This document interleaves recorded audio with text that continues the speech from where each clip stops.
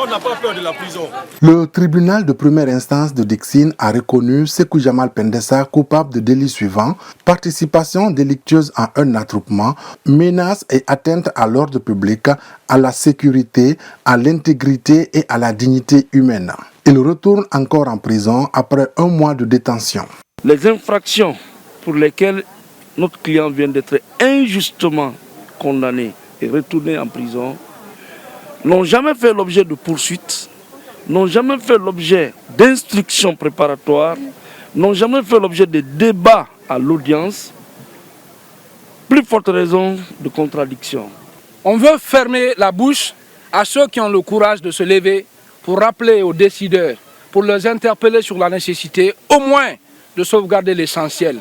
Mais nous voulons dire encore une fois que dans cette lutte que nous sommes en train de mener au niveau du syndicat de la presse, au finish, on n'a pas voulu le dire, mais aujourd'hui on le dit au fort, qu'on a été abandonné par nos patrons de presse, qui ne sont pas capables de venir au tribunal soutenir quelqu'un aujourd'hui qui est en train de se battre non seulement pour sauvegarder les emplois dans leur entreprise, mais aussi pour sauvegarder l'essentiel, c'est-à-dire la chose qui les a permis aujourd'hui de créer des médias et bien entendu de faire des profits. Les associations de défense des droits de l'homme invitent les journalistes guinéens à une synergie d'action pour barrer la route à toute intimidation dans l'exercice de leur métier.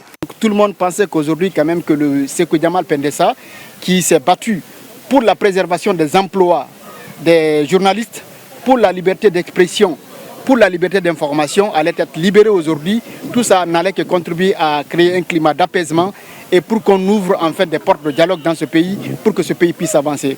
C'est très regrettable, c'est une décision vraiment très malheureuse qui, pour nous, ne protège ni la liberté ni la justice de ce pays. Dans une déclaration rendue publique cette semaine, les centrales syndicales de la Guinée annoncent une grève illimitée dès la semaine prochaine pour exiger notamment la libération sans condition de Pendessa. Les restrictions d'accès aux réseaux sociaux imposées par le pouvoir de Conakry il y a de cela 3 mois ont été levées dans la nuit du jeudi 22 au vendredi 23. L'information a été confirmée par l'Association des blogueurs de Guinée.